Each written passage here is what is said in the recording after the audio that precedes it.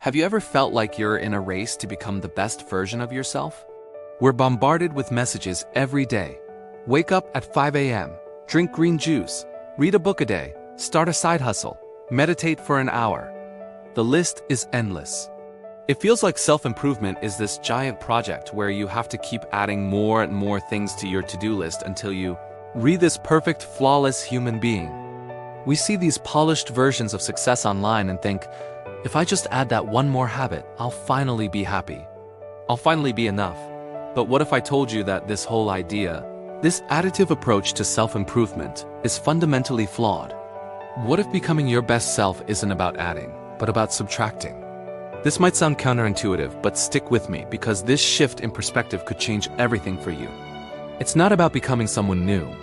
It's about unbecoming everything that isn't really you, so you can finally be who you were meant to be all along. Today, we're going on a psychological journey to uncover the truth about personal growth, and it's a lot messier, a lot more uncomfortable, but ultimately 1,000 times more rewarding. Let's start by dissecting the myth of the ideal self. This is the version of you that society, your family, or even you yourself have constructed.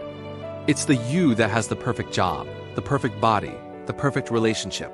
We chase this image relentlessly, believing that once we achieve it, all our problems will disappear. This chase is fueled by what psychologists call the ideal self versus actual self gap. The bigger the gap, the more dissatisfied we feel. So our natural instinct is to try and close that gap by adding things. We buy the self-help books, we download the productivity apps, we follow the gurus. We're essentially trying to build a bridge to this imaginary island of perfection. The problem is, this ideal self is often a complete fabrication. It's a collage of external expectations and social pressures. It's not authentically you. Think about it. Did you choose to want that high-powered career, or did you feel pressured into it? Do you genuinely love that minimalist aesthetic, or is it just what's trending on Instagram? When we're constantly adding layers to become this ideal person, we're actually just burying our true selves deeper and deeper under a pile of shoulds and supposed to s. And here's the kicker. Even if you manage to achieve that ideal, it often feels hollow. You're standing on that perfect island, looking around and wondering, is this it? Why don't I feel the way I thought I would? It's because you arrived, but you left the real you behind. This brings us to the uncomfortable but liberating truth. True growth is a process of subtraction, of shedding. It's not about learning new tricks. It's about unlearning the old ones that no longer serve you. It's about letting go of the habits, beliefs, and identities that are holding you back. This is the hard work. It's just much easier to add a new 10-minute workout to your day than it is to confront the deep-seated belief that you're not worthy of rest. It's easier to download a language app than to unlearn your lifelong habit of people-pleasing. Think of yourself as a sculptor. A sculptor doesn't create a masterpiece by adding clay. They start with a block of stone and chip away everything that isn't the statue. The masterpiece is already inside the stone, waiting to be revealed. You are that block of stone. Your authentic self is already within you. Your job isn't to add more layers, but to courageously chip away the excess stone, the fear of judgment, the limiting beliefs you inherited, the coping mechanisms that once protected you but now imprison you. This process of shedding can be painful. These layers we've built up, they're our armor. They've kept us safe. Letting go of a belief like, I must always be productive to be valuable, can feel terrifying. Who are you without that constant hustle? Letting go of a toxic relationship feels like losing a part of yourself, even if that part was unhealthy. This is why we resist it. The known discomfort is often less scary than the unknown freedom. It requires looking at your own shadow, the parts of you that you've suppressed or denied. It means acknowledging your fear, your anger, your envy, not as flaws to be fixed, but as messengers telling you what needs to be healed, what needs to be shed. So how do we actually do this? How do we start chipping away at the stone? The first step is radical self-awareness. You can't shed what you can't see.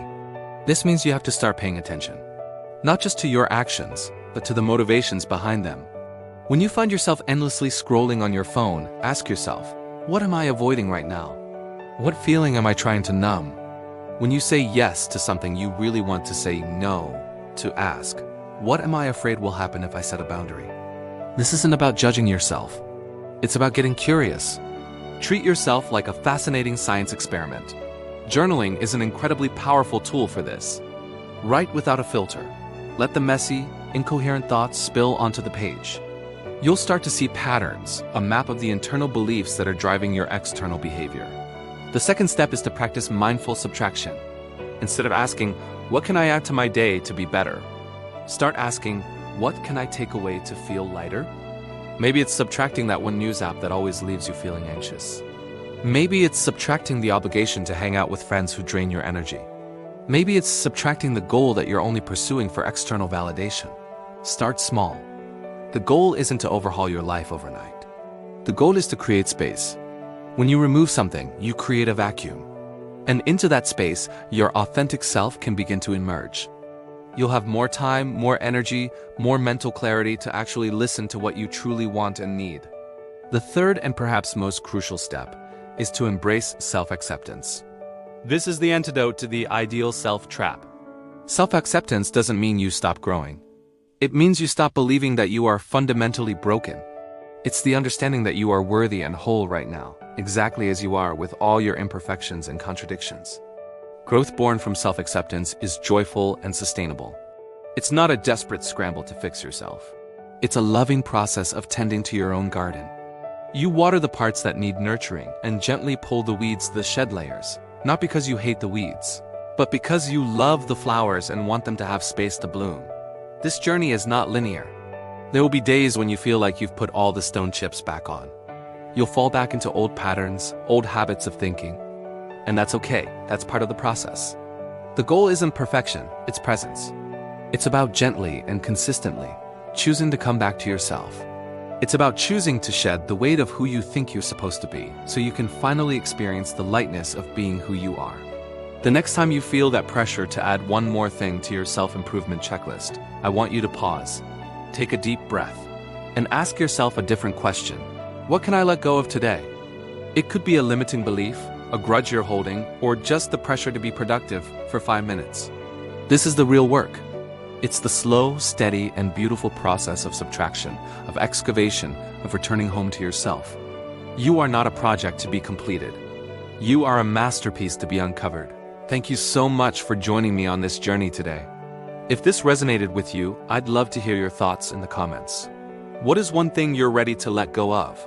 Don't forget to like this video and subscribe for more content on authentic growth and self-discovery. Take care.